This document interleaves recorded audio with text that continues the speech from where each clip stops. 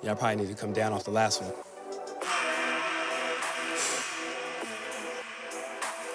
Yeah.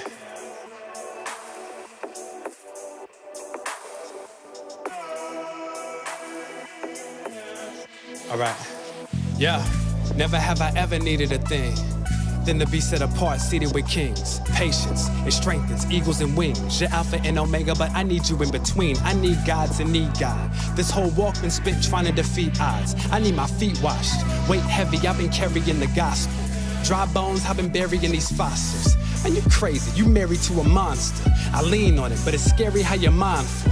I got a lot of questions to be quenched, and places I struggle to believe where you exist, but more than a sense, I'm convinced. Show me where to lay cement and where to place a tent. I don't wanna run, tell the world you're the one, then go home the same way I was. I don't want you for the perks. Before we do the work, I gotta know that this works. I need floods and wind for every was and when, to know your love's intense for more than girls and cribs. I mean, spent a lot of time running from this place. Now I gotta trust you under this weight. I know you're the beginning and the ending. Let me know you're the same while I'm in it, for real. Yeah, even with the weight on it, I'ma wait on it. Even with the weight on it, I'ma wait on it. Yeah, even with the weight on it, I'ma wait on it. Even with the weight on it, I'ma wait on it. Yeah. Even with the weight on it, I'ma wait on it. Even with the weight on it, I'ma wait on it. Yeah, even with the weight on it, I'ma wait on it. Even with the weight on it, I'ma wait on it. It ain't hard to raise the bar for dumbbells. Get inside with prison lines cause dumb selves. But then God be trying to deal with our dumb selves. Every time we make up our mind to get it right, then the fine line of what it is to what I want appears. We seeing a lot of rain with these tears, and we be in a scattered brain with these fears. And we've been doing this for years because of the weight. We don't wanna wait on them, but in turn we put the weight on them. When we got the power to see the trial and not deny the style and skate on them. I thank God I can wait on them, cause I don't even say grace, but I'm searching for it. I be trying to save face while I'm searching for them. Say I got a glass heart, but showing them with the mask is the masters. Rebellious road, but narrows where the map is. Yeah, traveling on my King James. And I'm battling with these chains. You thought I was bound up with these frames, but hindsight is here when I see change. I don't wanna remain running in place, absent, saying I trust you with the weight. I know you the beginning and the ending, taking time just to see you winning. Real. Yeah. Even with the weight on it, I'ma wait on it. Even with the weight on it, I'ma wait on it. Yeah. Even with the weight on it, I'ma wait on it.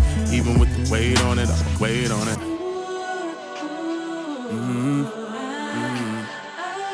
Even with the weight on it, I'ma wait on it. Even with the weight on it, I'ma wait on it.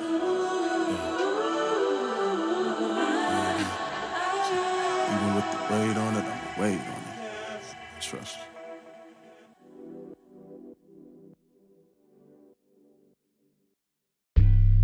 I am the one, not on my own too.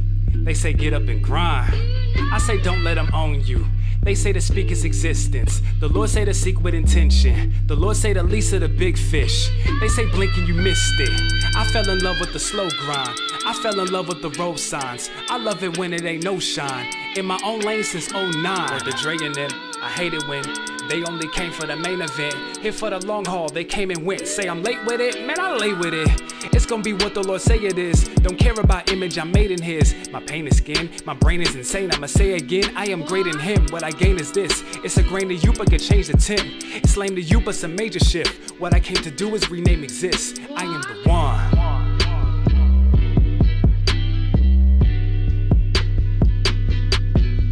I am the one who will what they won't do, and the lies I will hold true. When it's war, I won't lose. No more talking, I'll show you the one.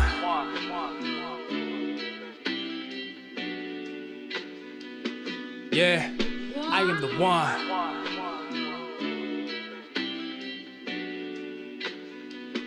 Yeah, I am the one.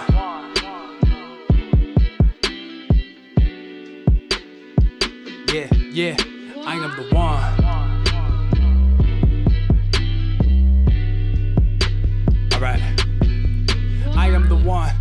strength to the weak, who gives grace to the meek. I'm able to be and defeat every pain in your reach. The things you can't speak, labels that chain you. The blink is a shame, I am he who sustains when you seek. I made you elite, you stay at my feet, I'll embrace you as king. I'm faithful, you need me, I am the one who provides. I am beside you, I won't deny you. I am your father, all you will die to pales in comparison to what's alive in you. I am God, I will heal you. Every fear you feel, I'm near you. All your drive is mine, I'll steer you. When the wind says bend, I'll steal you.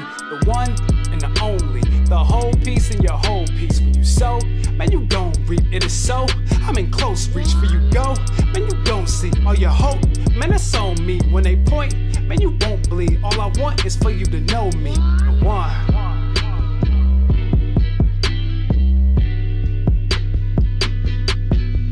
I am the one who will what they won't do, and the lies I will hold true. When it's war, I won't lose. No more talking, I'll show you the one.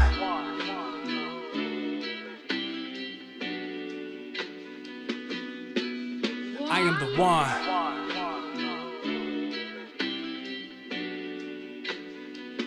Yeah, I am the one.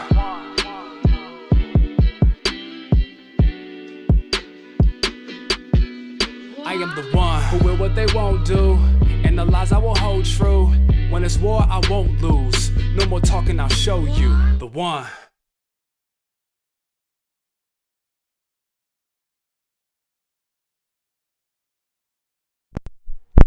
Yo, yo, yo, yo, yo. What's brackin'? What's crippin'? Let me see. Can I hit this? Am I don't even know if I'm streaming or not. Or not if I'm not streaming. I don't know if I'm recording. I know I'm recording on the other joint, but I don't know if I'm recording here. What's going on, everybody? Welcome to another Wake Up Tonight. My name is Armand Wake Up. Want to thank you guys for joining me on this Wednesday night. Yo, this is so crazy. I'm on here on Threads. So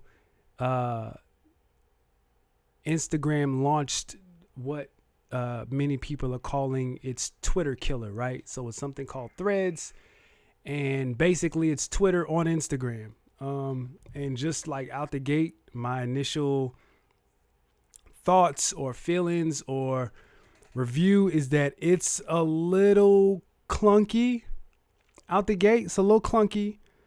I don't like the fact that my feed is full of people that I don't follow on Instagram, and it's not in chronological order. That's weird. I don't really like that. So hopefully they'll fix it a little bit. Also, the layout could be a little better. It looks a little I don't know. It looks so streamed or streamlined that it's just like it's like too clean. Like there's a little bit of depth in Twitter where I can like see the difference between things and movement and conversations, right? And you know the funny part is, dog. The funny part is I said like, yo, I don't need another social media app. I really don't. And we gonna talk about that today because we're gonna talk about Elon and Spill and all that stuff. I got notes on that. But I straight up was like, yo, the last thing I need right now is another social media app. I'm already busy.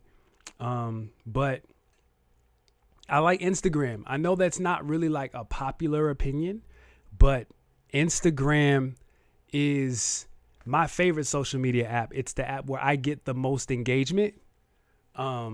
So the fact that, and I used to love Twitter. Like Twitter was like my favorite social media app when I was younger. Or not when I was younger. I mean, of course, yeah, when I was younger, right? But when Twitter first launched, it was like the greatest social media app ever. And it's just like, even before Elon bought it, it was just slowly like falling down a hill of nothing that I wasn't crazy about. So here we are. Where we want to start. So let's start.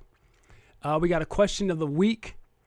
And this is where my Patreon, if you are subscribed to my Patreon, patreon.com/ArmandWakeUp, you can submit a question. I will pick it and I will answer the question as best as I can. And here's the crazy part. I did not get to like put everything up here like I wanted to. You know what I'm saying? So that's fine. So the question of the week is very simple. Question of the week is, in the context of marriage, how do you prevent your partner believing that it is too late for help or that you're beyond repair? So in the context of marriage, how do you prevent your partner believing that it's either too late for help or that you are beyond repair?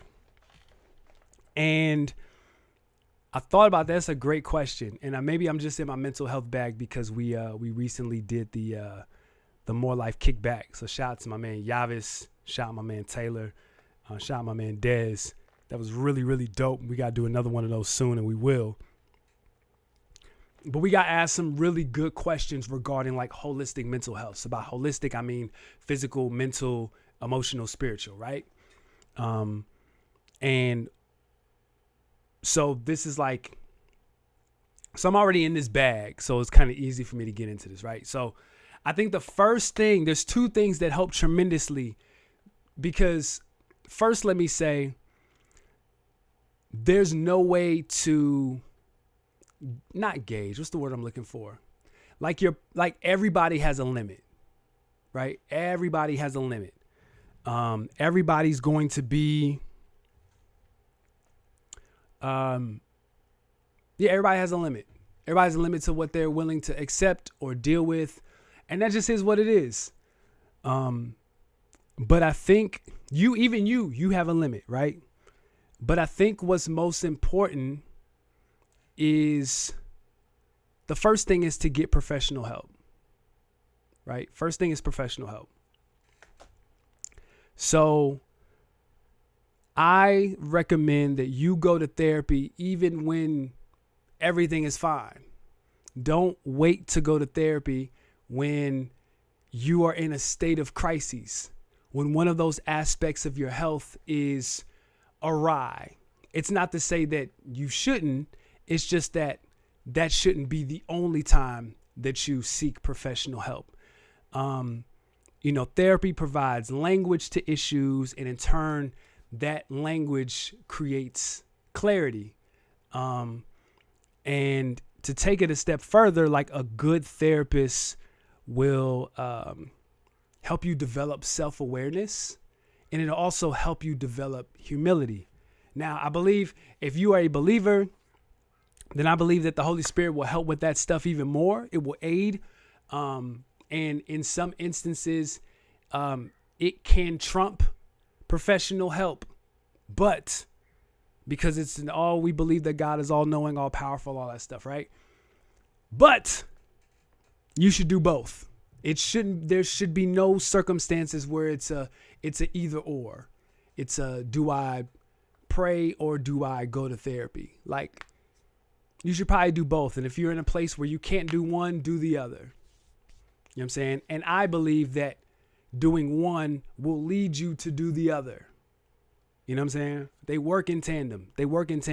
I believe that God loves to provide or help us to, I believe that God loves to help us find and develop language.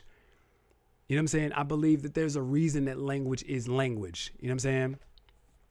So, first thing I would say, and if you're just joining me, I'm answering this question that I'm not able to put on the screen. But the question is, in the context of marriage, how do you prevent your partner from believing it is too late for help and you're beyond repair? The first thing that I said was go to seek professional help. Go to a therapist, go to counseling, individually and collectively.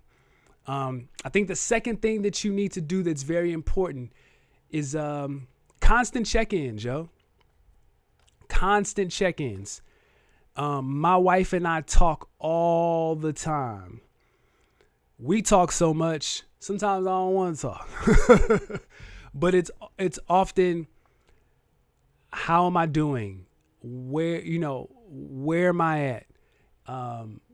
In what area of in our relationship am I doing well? In what areas in our relationship am I not doing well? And I think it's important to have those conversations like in totality and completeness holistically, because one will feed the other. So I believe that if your wife affirms you in something, or your partner affirms you in something that you're doing, you can take that momentum into the deficiency, into the thing that you're not doing well. And if you are seeking the professional help, like I said earlier, then you will have the self-awareness and the humility to either make corrections and make those changes, or have those conversations if it regards, or if it involves things that you can't do. You know what I'm saying? So what I mean by that is, if your partner has a problem with something that you do, or something that you need to step up in, and you believe it's a little more complicated than that, then you both can have the humility to like talk through that. And the important thing to know is that your partner is not your opponent. So if you are sharing things, reasons why, you're explaining yourself, you're not like trying to like defend yourself. You feel me? So that you know that you are entrusting your partner with like real deep, intimate, vulnerable information, and that your partner is going to take that information and they're going to handle it with care, just like you would. You know what I'm saying? So now they have context, so you know why you act the way that you act. And that is not for justification. It's to understand and to be empathetic towards. But ultimately, at the end of the day, you both have to decide what you are and what you aren't willing to deal with. You know what I'm saying? Does that make sense? I hope so. Talk to me in the chat. Y'all real quiet tonight. Talk to me. Let me know what's going on. Who's in the chat? Of course, come in here and say what's up. But yeah, man, I hope that answers the question. I feel like, I know in my experience, because this is my second marriage, so I've been, let me move this out the way. There we go. So I've been divorced before. My first marriage, I got married very young. And in hindsight, because I was young, I was a baby. We were 23. I was a baby when I got married. And in hindsight, yo, that relationship was over way before we filed papers, or way before, one of us left the house. Way before. So I think that if you were doing these constant check-ins, and you are checking in from a state of humility and a state of self-awareness, and that you are trusting your partner, you're growing to trust your partner, and you have this professional help, right? You'll know. It ain't a surprise. Sometimes people think it's like like, oh my God, I thought we were fine, and then my wife said she wanted a divorce. It's like, you didn't know? You ain't know, cuz? I don't feel like that's something that's that people don't know. You know what I'm saying? So, where is it at? Here we go. God brings us people as means for our sanctification process, and sometimes that person is the therapist. Yes, sir. Absolutely. 100%. Professional help. And again, let me reiterate to all of my believers and my Christians, your pastor is not your therapist.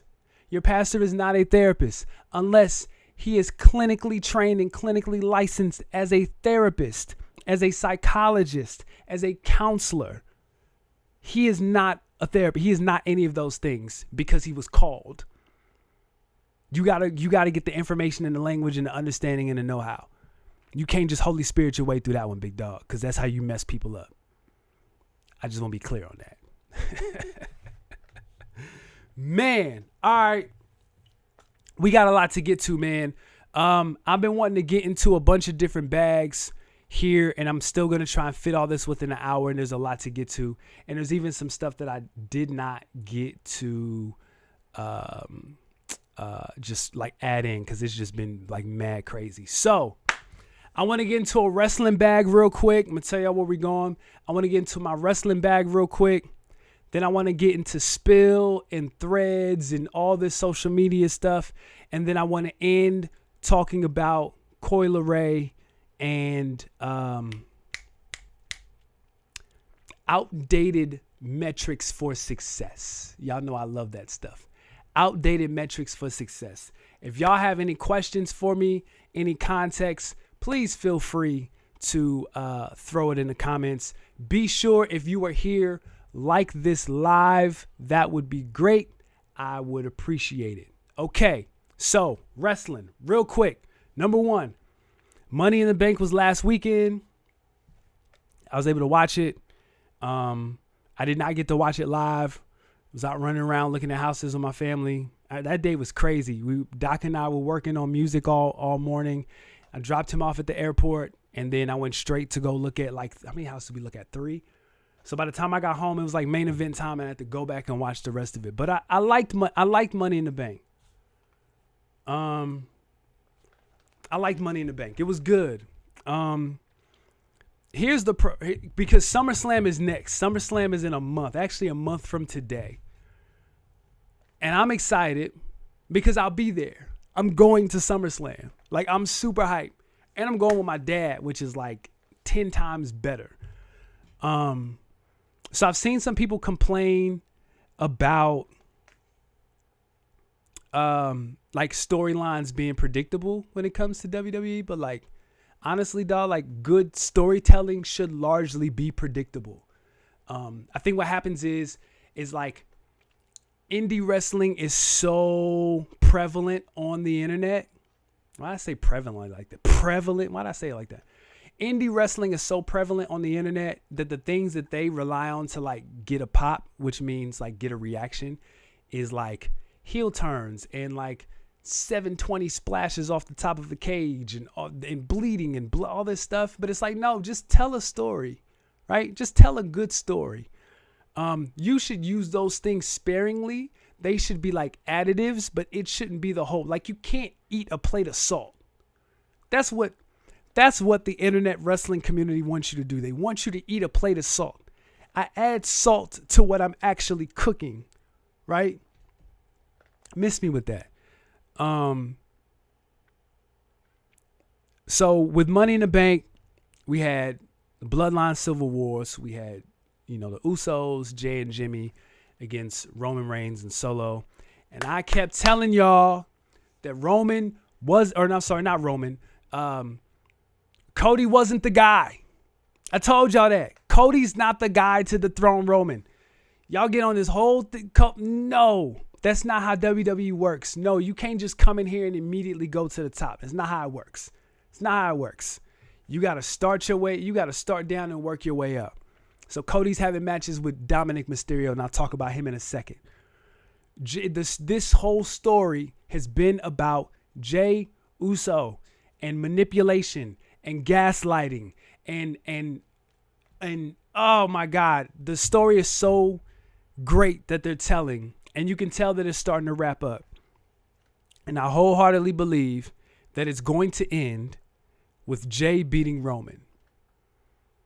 And the bloodline is going to completely leave. Heyman's going to leave him. Solo going to take him out. Solo was going to beat the dog out of Roman Reigns after he loses. Because you saw it in that spot where Roman was like overwhelmed. And Solo was looking at him like, yo, who, like, are you serious? Like, what? Ain't you supposed to be tribal chief, big dog? What you doing? Right? And so I think the rumor is that it's going to be Jey and Roman at SummerSlam. I see Jey beating Roman at SummerSlam. I see Solo just stumping a mud hole in Roman. And I see Roman going away for a long time. And when I see Roman come back, that's when his face turn starts. And he's like the babiest of baby faces.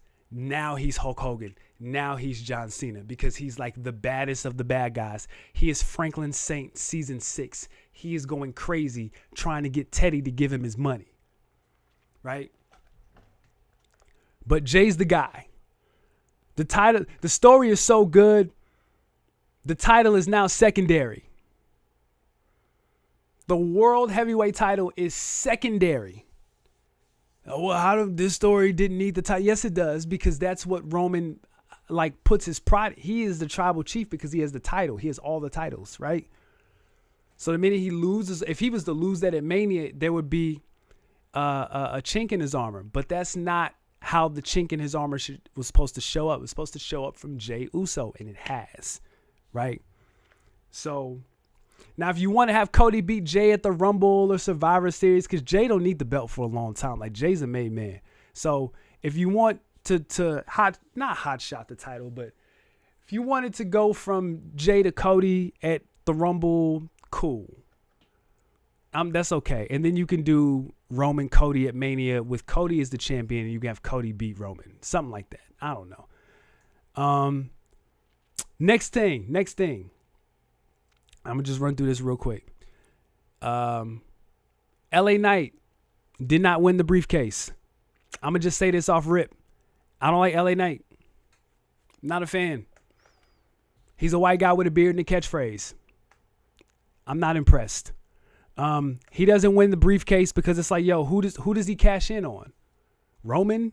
No, he'd lose. Seth? No, he's dealing with the Judgment Day. Doesn't make sense. He's a baby face.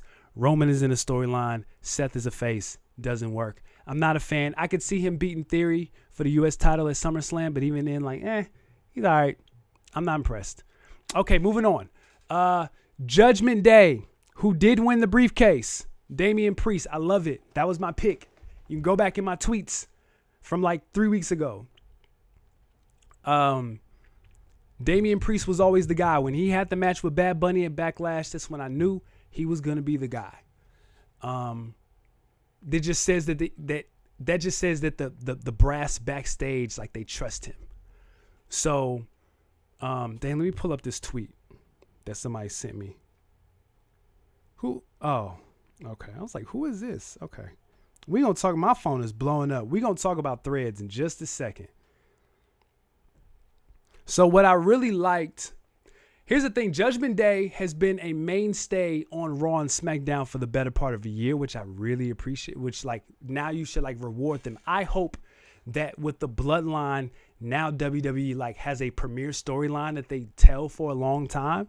And so I could see them going from the bloodline to Judgment Day. And I'm cool with that. So here is the tweet that I saw. Is from somebody named Mr. Santizap, Santizap. So he says, it's too easy to have Damien Priest cashing on Finn Balor if he beats Seth Rollins. That's what people thought he was going to do. They just thought that Damien wanted Sandow, Jesus. Damien Priest won a briefcase. He's going to come out. He's going to, cash in on Finn, and then that was going to break up Judgment Day. No. He says, if Balor does win, have Damien's music hit as he runs down to the ring with his briefcase in hand, but instead of a cash-in, he goes in and embraces Finn Balor. But in Balor's paranoia, he pushes away Damien and leaves him alone in the ring. You got a champion and Mr. Money in the Bank in the same faction. So much tension, paranoia, and suspense that you can build on. And I believe that and agree with that 100%. Yes, build on it. I love it. And then you got Rhea, who's super over. I mean, like my wife likes Rhea Ripley. Like, she likes her eye makeup. You got Dominic Mysterio. He's super over, even though they're piping in those boos. They're booing him loud, but also they're like, they add a little sauce to that. But I like it. Was that all that I had for wrestling? Yes, that's all I had for wrestling. Okay, I got all the wrestling out the way. Let's get to the shenanigans. Let's get to the tweets and the Twitter and the social media and all that stuff. Let's get into it. Don't forget to like this video. Please, please, please, please like this video. So let's talk.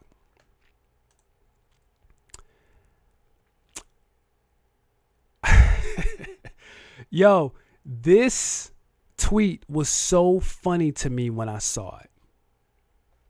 So let me shorten this real quick. Hold up. Can I? There we go. All right. Let's make it a little bit smaller. There we go. So check this out. So Saturday, I told y'all I was out with Doc, right? Now this is like peak NBA free agency. So I'm scrolling I'm refreshing my feed, and I keep seeing this thing that says, rate limit exceeded. I'm not paying no mind. I'm just thinking Twitter's down or something, right? I come from the era of the farewell. So, like, if Twitter's down, in my mind, I'm just thinking it's down. So Doc It's like, yo, did you see this tweet from Elon? No, I don't follow Elon Musk on social media. You know what I'm saying? His stuff just so happens to come into my feed. If it's important, I'll see it. Other than that, I'm not going out of my way to hear what Elon Musk has to say about anything. But he shares this tweet. He says, to address extreme levels of data scraping and system manipulation, we've applied the following temporary limits. Verified accounts are limited to reading 6,000 posts a day.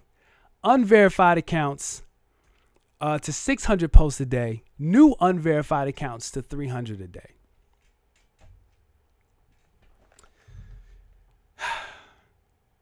So I gotta pull up this article. Cause not even an hour later, Engadget posts an article. Several media outlets posted an article, but the one I saw was from Engadget that basically explained that what Elon was doing had nothing to do with data scraping and system manipulation. Because in theory, you could say that that was the case. ChatGPT, AI is scraping social media, particularly Twitter, to develop its system and gain information. So we know that, right? Let me get some water. Hold up. So we know that. And the reality of it is, if you're on social media and you're on a free social media client, you are the product. You are being sold.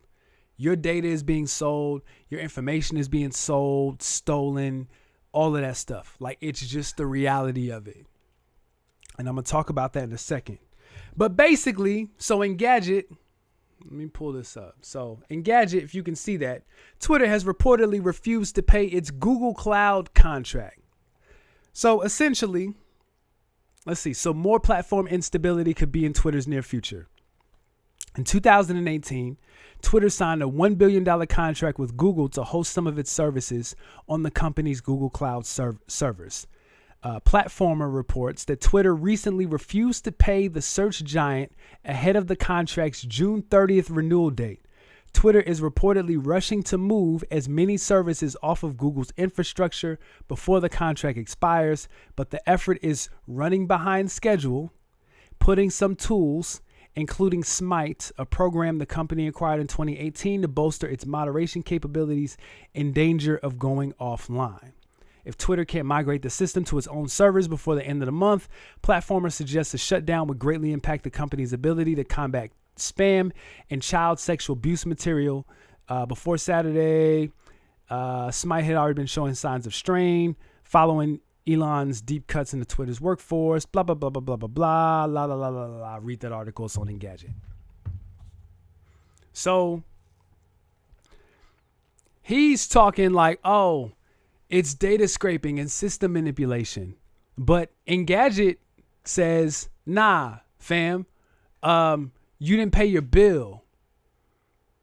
So now all of the things that you host on Twitter are about to go offline. So we have to throttle them so we can have time to fix it. And the biggest thing was, for me, was like, yo, and I've been saying this for years, y'all. Yo, people can really just like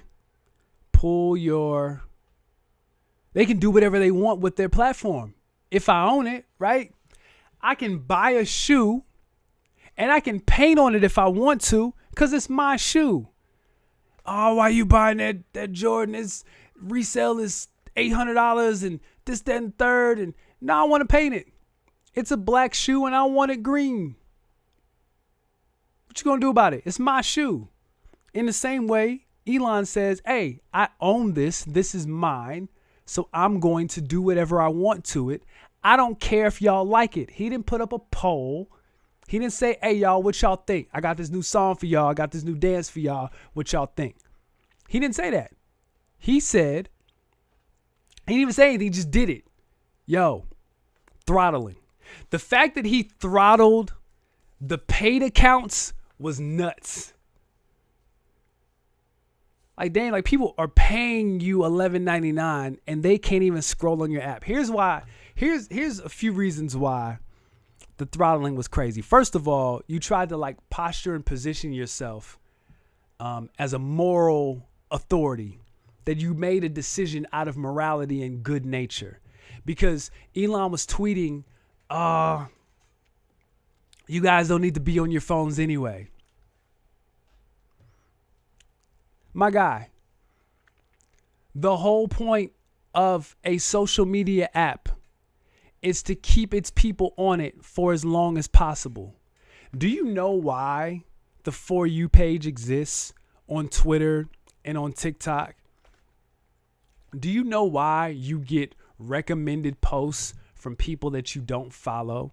Because in their mind, they're exposing you to something that they determine, or the algorithm determines, based off of your engagement and your use and your likes and your replies and your reposts and all that stuff.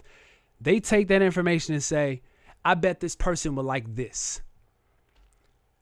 And so what that does is that keeps you on the app. So as long as you're on the app, they can throw you advertisements. TikTok is very successful with their advertisements. What was the other? I was just talking to somebody else about what a social media app that was doing well with its advertising. I forgot. But they want you to buy stuff because that's how they make their money, is to keep you on the app for as long as possible. Because, and I said this a couple shows ago, when Elon or when any platform is having meetings with investors and potential investors, they can pull up data and say they have this many users and they use the app for this long.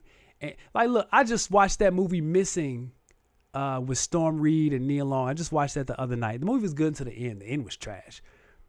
But her ability to pull all of that information like off of Google was like not alarming, but like you should know that like Google high key has all of our data, right? So what they do, one of the things they do with that is they take that to their investors and people who have the ability to pay them and help them make money. And they say, yo, Armand, or say, yo, we have this many users. They use the app on average for this long. These are their patterns. These are the things that they like. These are the ways that they engage XYZ, all of those things. So then the investor says, okay, so that means they're paying for your eyes. So that means they can throw products at you. Similarly, 20 years ago, 30 years ago, 40 years ago, that's what they would do with TV and Nielsen ratings. They say, yo, we have 8 million people watching our program. So we have these commercial slots. You can pay us X amount of dollars. We'll run your commercial. So if I'm watching Soul Train or I'm watching Ninja Turtles or I'm watching NBA, NFL, whatever, when I cut that on, that commercial comes on, they have the data that shows the type of person that's watching this program. And so what type of products would appeal to the people watching those programs, which is why you get I don't get ads on my TikTok for like hair and makeup.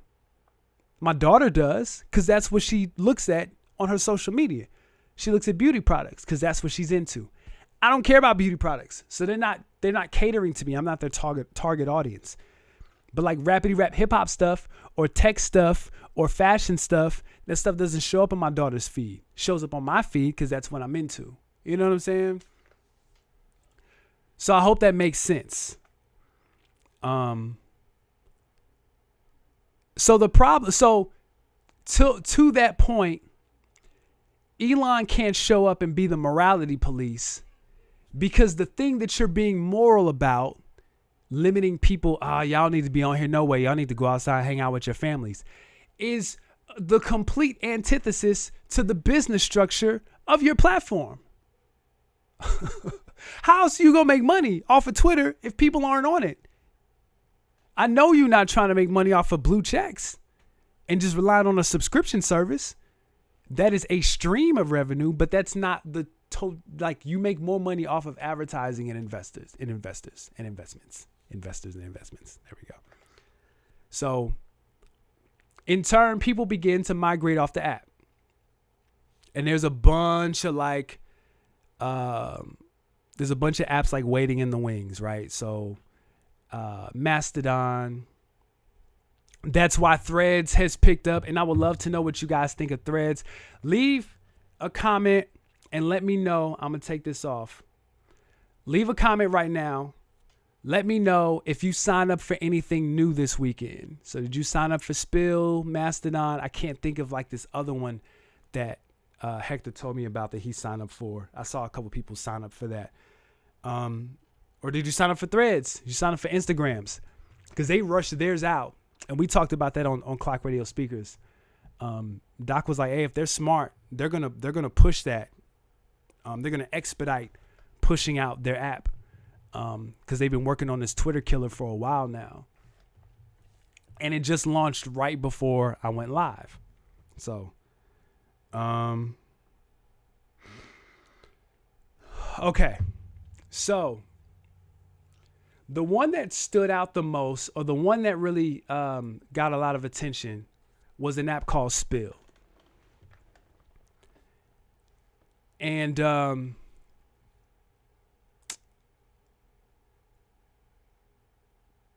apparently, the backstory with Spill is that it was developed by many of the black developers who were laid off from Twitter by Elon when he did the mass layoffs when he bought the company to try and save money.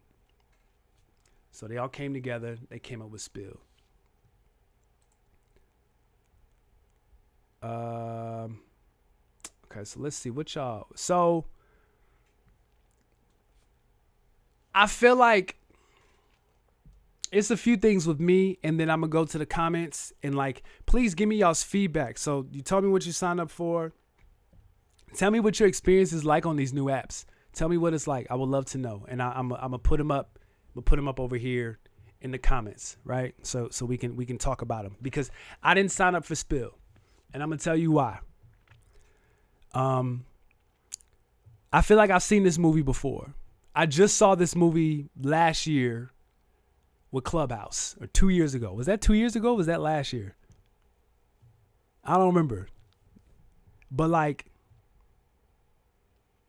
I feel like that was 2 years ago.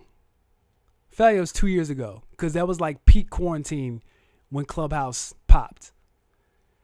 I ain't gonna hold you. Clubhouse was mad fun in its early stages. It was really, really fun. So, that's when, celebrities was going on there, and they was just talking and sharing stories. And, I remember there was like that Rockefeller room. Just Blaze was in there for like 10 hours, just like sharing Rockefeller stories. Like, it was really hard for me to go to bed, because I was just on. People was rapping. I joined like a rappity rap room. There's a whole bunch of stuff in there. Doc and I hosted some verses in there.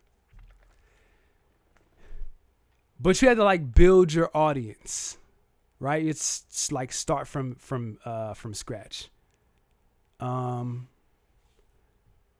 so for me, my initial thought was, I thought about like the timeline of Clubhouse and like how it went from being a lot of fun to like being what it is now. I'm sure it's probably settled, because many people have left and like gone back to like Twitter and stuff.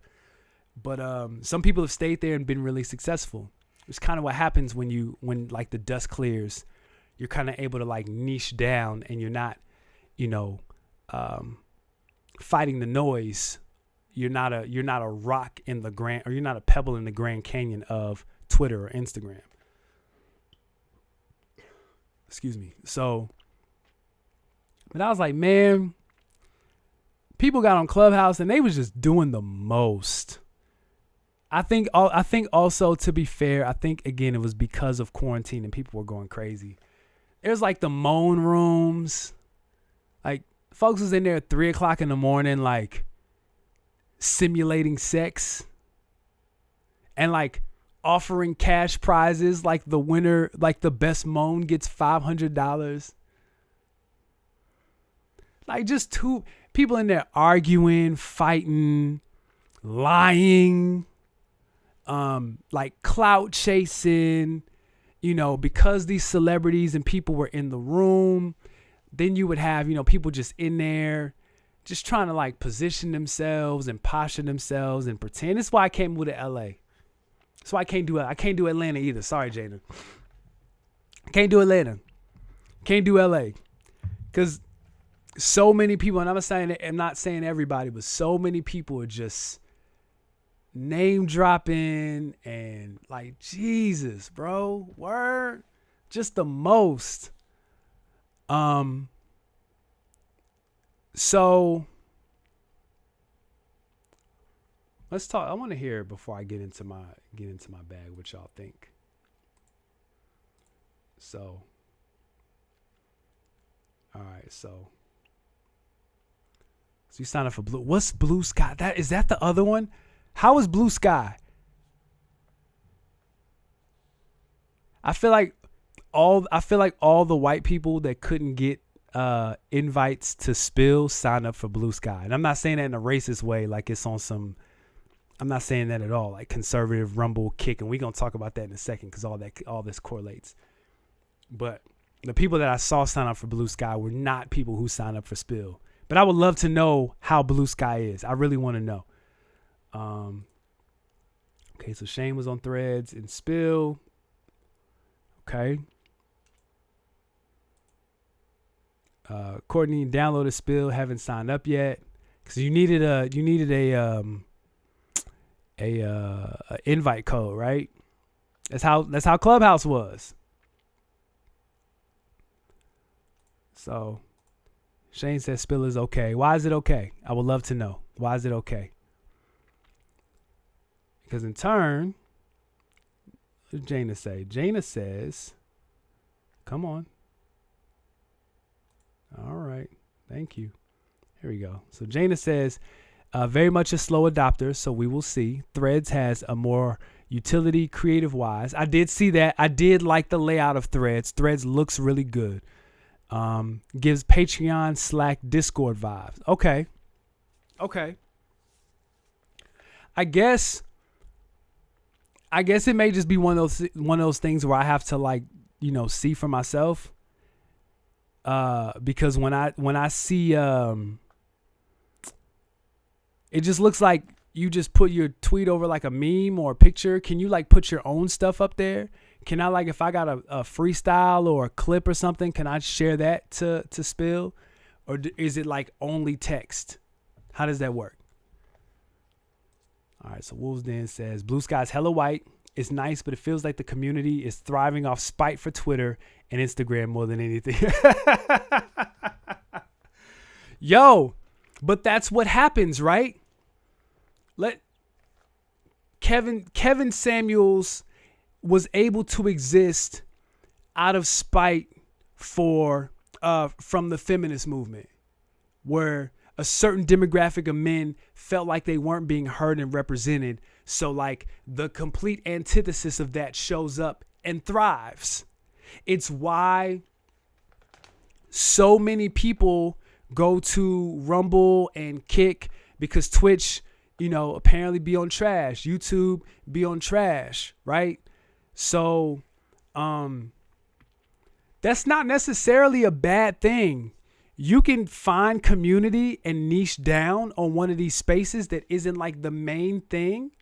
I think about it with wrestling a little bit, because I know there are some wrestlers who make more money on the independent circuit than they would in WWE. There are some artists, there's some musicians who make more money independently than some people who are signed to major labels. So that's kind of what that feels like. And it's actually kind of like interesting. Like, maybe I should, right? Maybe I should look into that. So, in turn, Yo, man, all these people are following me on Threads. This is so funny. Where are my replies at? Yeah, nothing else here. It's just a lot. It's a lot going on here on Threads, yo. Okay. All right. I'll check on there later.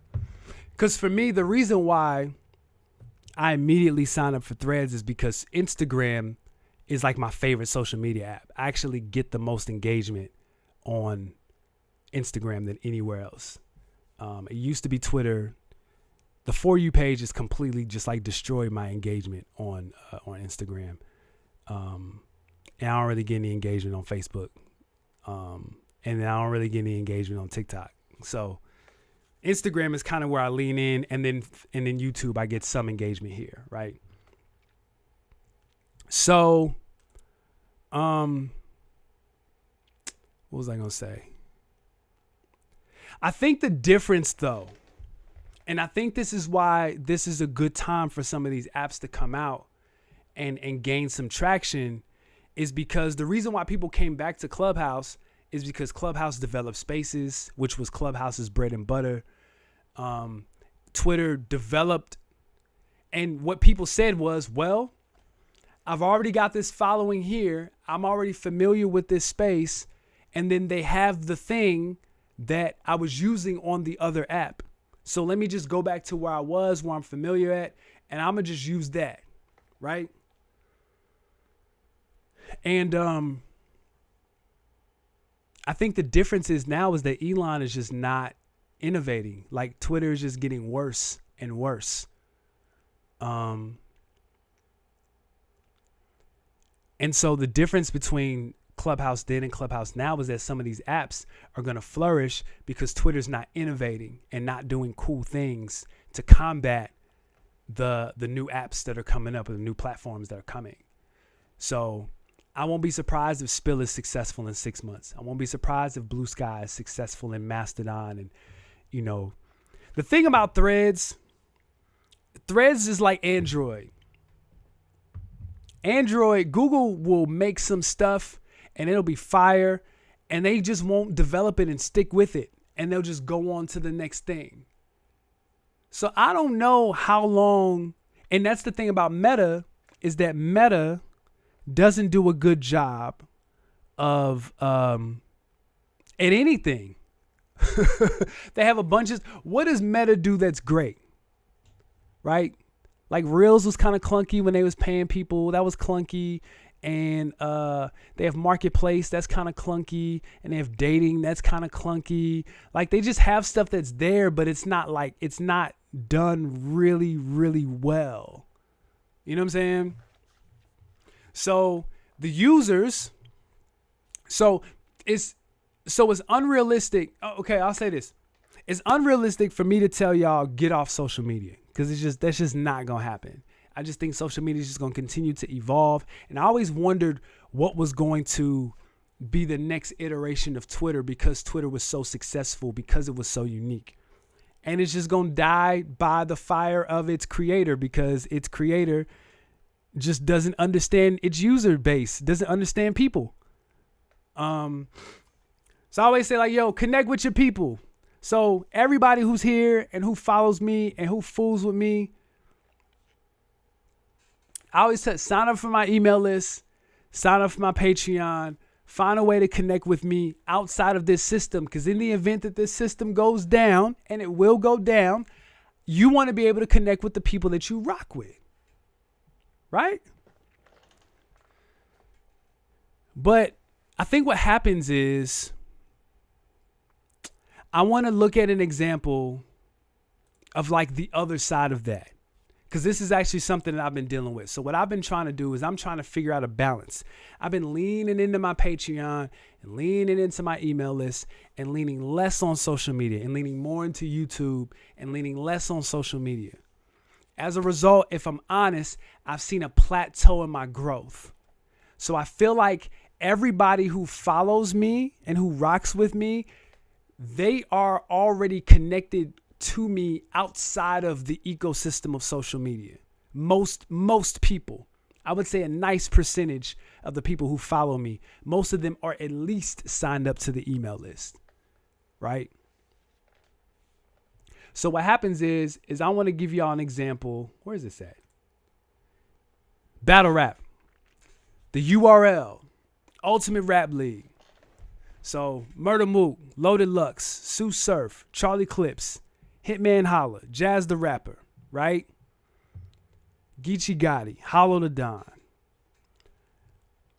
Battle rap has been such a thing in hip hop culture for a long time, and URL is the face of that. Now, I went through, my introduction to this or last generation of battle rap was I used to battle, right? So there's that. And then after that, it was like Smack DVDs, Murder Mook versus J Mills, Murder Mook versus Loaded Lux. You know what I'm saying?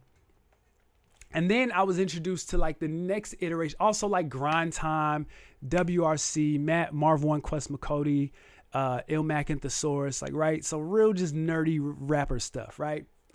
The next iteration that I was introduced to was URL on YouTube. So the first battle that I saw from that generation was Hitman Holla versus Averb. I watched Averb's third round and was like, and I was sold, and I deep dove, and I loved Loaded Lux, and like found out that he was there, and I just became a fanatic.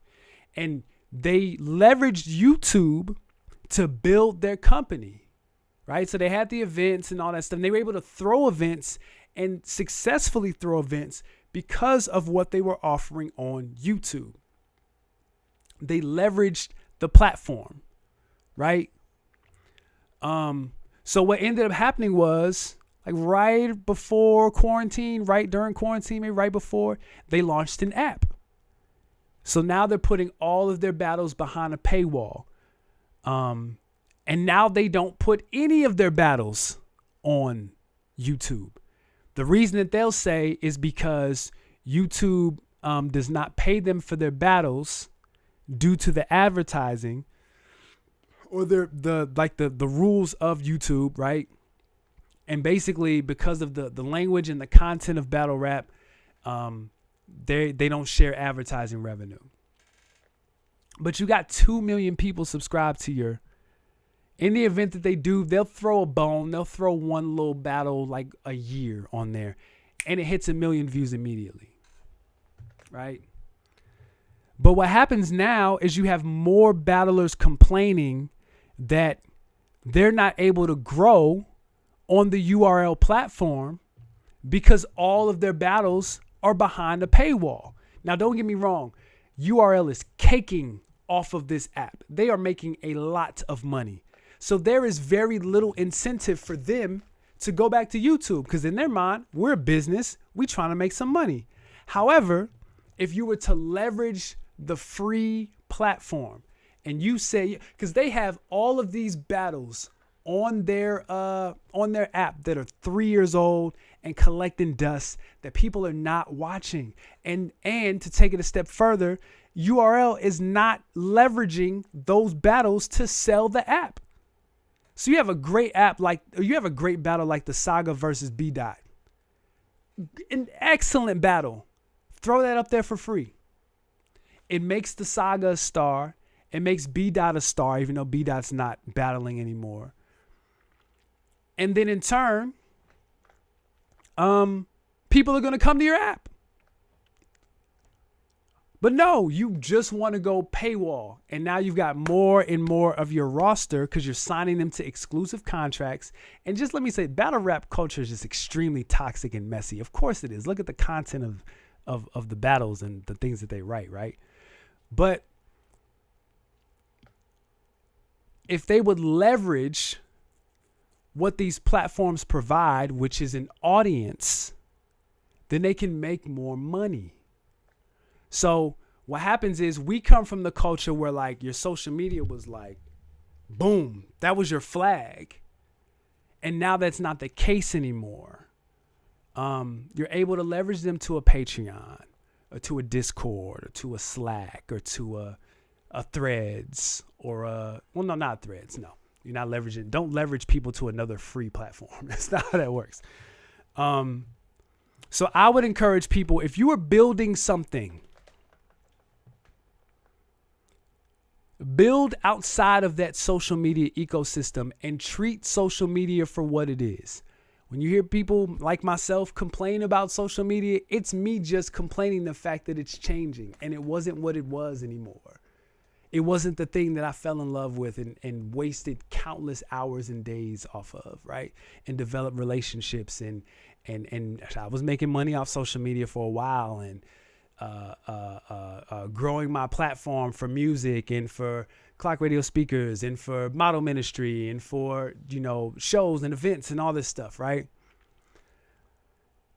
Just make sure that you are treating these platforms for what they are and then offering something deeper for the people who want to connect with you deeper, and then provide the value there to the people who want to connect with you deeper. Don't overthink your content and I gotta have this and this means this and I gotta do this. No, you ain't gotta do all that. Give them what they want on those platforms because they come with contingencies and ways to move. These platforms have their own rules of engagement and what they like and what works. And then leverage that to get people into your space for real, and then where you can make your own rules. You know what I'm saying? Does that make sense? I hope so. Let me get off of here. Hold up. So Elon is focused less on the user and more on shareholders for sure. Absolutely, Red Eye 1,000,000% they are. I forgot what y'all was talking about with WhatsApp. What were we talking about with WhatsApp? I have an old group chat on WhatsApp with like some of my old friends from the military that like, now we all have iPhones. So we should just migrate to iMessage, but we just don't because we've been in this group chat on WhatsApp for 10 years. I don't use WhatsApp for anything else. What do y'all use WhatsApp for? Because WhatsApp is the number one messaging service like worldwide, right? Because in Asia or Japan or China or something like that, WhatsApp is like it. Right? What do y'all use WhatsApp for? It's an Android comparison. Google does have an ecosystem and Meta has longevity and a loyal tend to be older fan base. You know what I noticed, Jana? Because you're absolutely right. But you know what I noticed?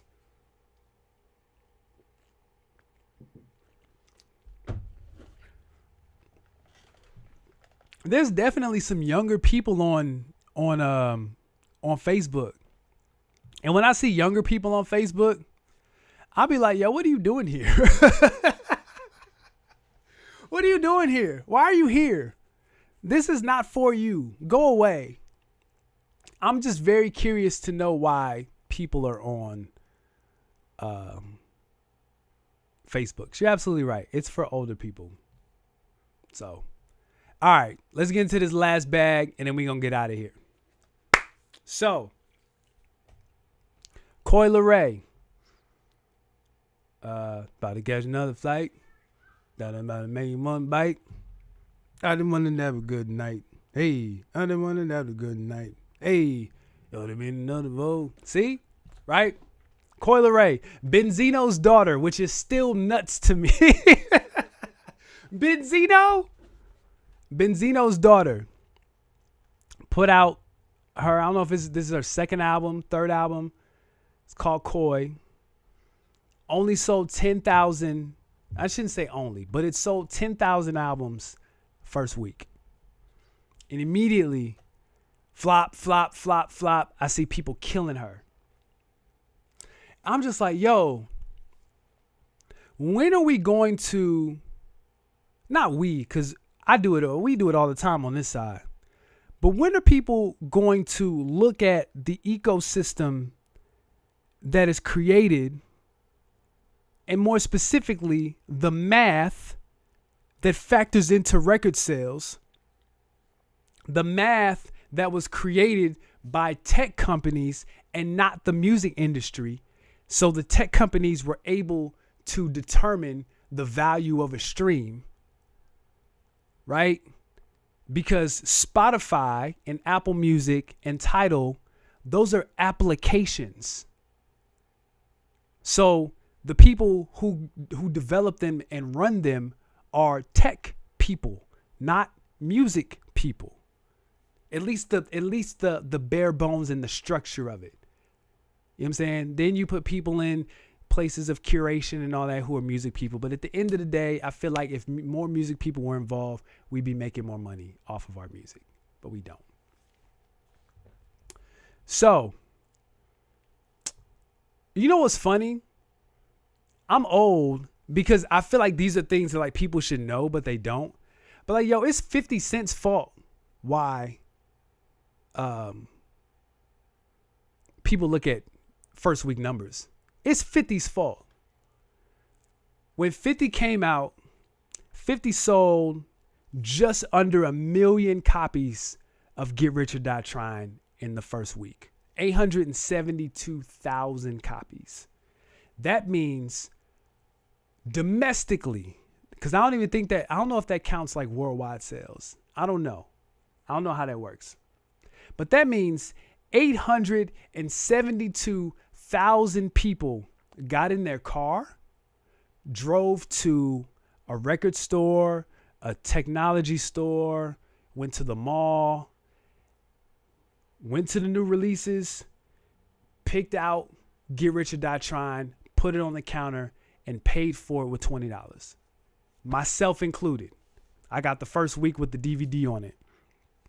And I'm really mad that I threw all my CDs out. I'm about to start collecting CDs again.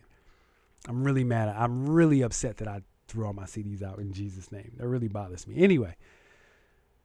So what 50 used to do is when 50 was beefing with other people, Ja Rule and Jadakiss and Fat Joe, he would leverage SoundScan and Billboard to make fun of whoever he was beefing with. You only sold 80,000 records. You only sold 50,000 records. You only did this. Koch Records is a graveyard, right? The thing about 50 is that, number one, that was 20 years ago, y'all. That will never happen again. Ever. It's not to say there are still people who sell records. And let's not also act like the most popular people, like they sell records out the gate. Like Jay-Z's a number one album guy, but he's not a big record seller. He doesn't go platinum in the first. I don't even know if he's gone gold in his first week.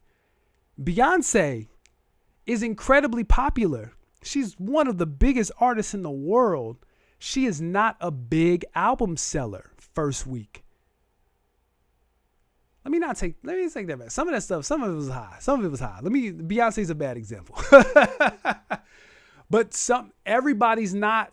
everybody that we deem successful is just not this like big record seller first week, especially in this era where everybody's streaming everything. Because here's the other thing that we don't take into consideration. Everybody who streams music is not a fan of your music. So the 10,000 streams that Koi got, all 10,000 of those streams don't mean she has 10,000 fans. Do you know how much music I stream from artists I don't really like? Or maybe I'm just curious about. I wonder, what does this sound like? 20 years ago, I would have never heard a Lil Uzi Vert album. Never. Just not in my bag. I would have to download it illegally. But I'm not going out of my way to buy his music. But hey, I got a podcast. I'm curious. Let's see. What does it sound like? And I'm able to listen to I'm able to listen to whoever I want to. He absolutely cheated with Magna Carta. He did. He 100% cheated. And that's still his worst album. It's absolutely his worst album. So, because in my day, you had $20 I'm sure y'all can testify to this. And hey, don't forget, please like this video. Please continue to like this video. You got $20. You go to the record store. 5 albums came out this week. You have to make a decision. Who do I want to buy? I'll never forget September 28th, 1998. September 29th, whatever that is. That's Aquemini. That's Hard Knock Life Volume 2. That's The Love Movement. That's Lauryn Hill. That's Black Star. I had to make a decision. You know, I went and bought, and I picked Hard Knock Life Volume 2. I tell this story all the time. I picked Hard Knock Life Volume 2 in a Source magazine. And as my dad and I were driving away from the record store, I opened up the review and see that Aquemini got 5 mics. And I begged my father to take me back to the grocery store, to take me back to the music store and buy Aquemini. And thank God he did it. And I played Aquemini more than Hard Knock Life for that, like the first couple weeks, because that album is incredible. It's one of my favorite albums ever. Nowadays, I can just stream. I could have just streamed all 5 and just heard everything. There's albums to this day that I have not heard because I never bought them. Right? So the thing about Coi Leray that's really interesting, right, is that Players was everywhere. About to get another flight. Then my main one bite. That song was everywhere. And so she actually shared something that somebody tweeted. Let me tweet. Okay. So this is from Jesse Sota, P-S-O-T-A. So first week sales is an outdated metric in the streaming era, 100%. He says the spotlight should be on Coi Leray's steady hits, impressive body of work, and powerful digital influence. This is the age where playlists, streams, fan engagement, and social media presence are the true indicators of an artist's success. It's exactly what Jaina just said. Right? So he goes on to say, consider this. 1.5 million first week streams on platforms like Spotify or Apple Music translate to 1,000 Apple album sales. Hold on, let me say that again. I don't know if y'all caught that. 1.5 million first week streams on platforms like Spotify and Apple Music translate to 1,000 album sales. I've sold 1,000 albums before. I don't think I've had 1.5 million people stream my music. The math ain't mathin'. You feel me? That's nuts. But Coi Leray's influence goes beyond that. In 2022, she amassed over 500 million streams in the US alone and captivated 38.2 million monthly listeners on Spotify alone. Leray stands as the 4th most streamed female rapper. This shows that her music continuously attracts listeners beyond the first week. The new era of music success isn't just about instant sales. It's about consistent engagement, social media impact, and continued streams. Artists like Coi Leray are leading this change, showing their reach extends far beyond what first week sales can measure. They are defining the new metrics of success in the music industry. And this is absolutely right. Here's what's scary. Because Players is a record. I ain't going to say nobody likes the song because my 9-year-old liked the song, right? But if Players is everywhere, but like nobody likes the song, or people hate Coi Leray to the degree that people say that, you know, people will tell you that they do.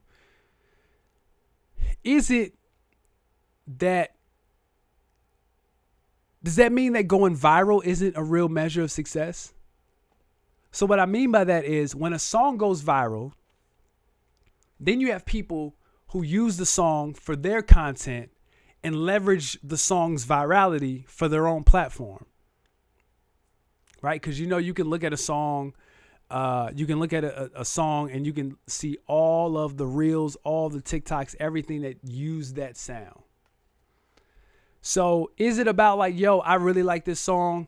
This song inspires me to create something that I want to share with people. Or is it I created something, let me leverage this song that has gone viral. Because remember that article that Doc and I talked about on CRS when they revealed that Megan Thee Stallion's team worked with TikTok to make Savage a hit. So basically they paid TikTok and TikTok shot that song up in virality. And so it like made all these people do the little dance to it. Is it because it was fun? For some people, yeah. But for many others, it was so that they could leverage the virality. So does that mean if something goes viral for us, then we should take that as a sign that it was good content or it was good music?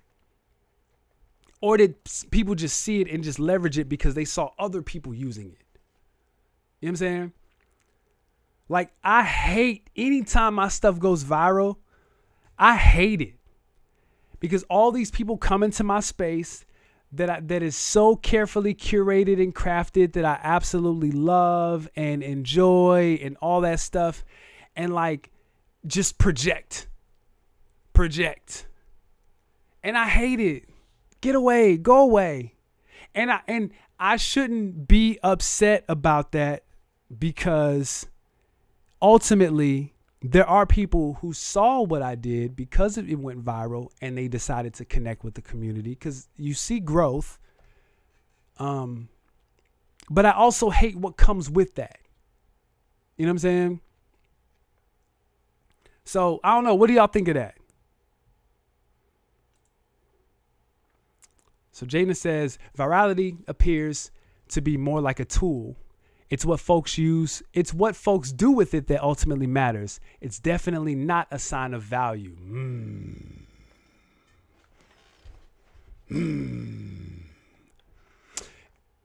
Because I look at the kids, bro. And the kids want to go viral. And I try to tell them all the time, like, yo, just because you went viral, that doesn't mean that you have value. Or just because you went viral, that means that you did something, you did it for something good. You got to be careful with that. Don't leverage your brand, your platform, what you're trying to do on the fact that you got a bunch of people to like look at it. You know what I'm saying? So, another point. Absolutely. They try to say Chloe flopped with first week sales, but her tour sold out. Because ultimately, that goes along with what Jana was saying, right? So basically, you are to leverage streaming into other stuff. Like they changed metrics on Spotify. So they're more detailed, but like they still don't feel like all of the information. Let me tell y'all a secret. So I got a friend. We not friends. We cool. So this person that I'm cool with is also an artist. And their music always does really well, specifically on Spotify. They've got millions of streams on Spotify. And I'm just like, what is he doing? You know, like all my insecurities came out because I'm like, yo, what is he doing? Like, how is he getting all these streams? And like, I'm barely cracking 5,000, 10,000, like 3,000. Like, I don't really have streams like that. What are they doing that I'm not doing? What do I need to start doing? So I humbled myself and I asked him, I said, bro, your music streams really, really well. How do you do it? He was just like, yo, he said, I leverage my community. I leverage my fan base. I get them to pre-save. I get them to this, that, and the third.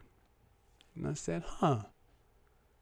He said, also, I have a friend at Spotify who puts me in the playlist. I said, aha. Now I'm not mad at all. I'm just aware of what you have to do and the fact that many of these things are based off of relationships. You get a plug, you out of here. Right? So, in the case of what Shane was talking about, don't leverage your whole everything off of your streaming numbers. If you only got 1,000 or 500 monthly listeners on Spotify, take that data and run some ads. That's my next thing. I need to run some ads. But take it and run some ads. And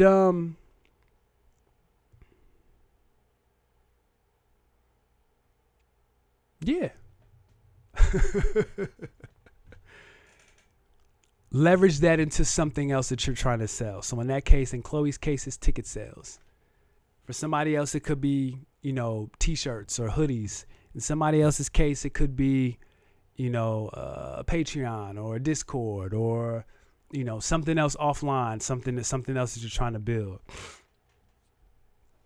Don't just sit there and only, because there's how many songs that it's like 50,000 songs that get uploaded to streaming services every day that don't get played.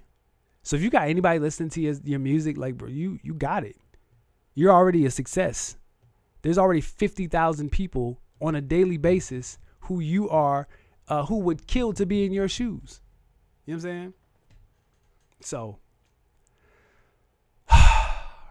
I've been talking for an hour. I'm tired. I think we got everything else here. Hey man, make sure y'all go watch the Weekend Wake Up on ArmandWakeUp.com. Make sure you sign up for my Patreon, patreon.com/ArmandWakeUp. Please tap in with me outside these social media platforms. I really do appreciate you guys. I love you guys. And last thing I'll say. New music this week.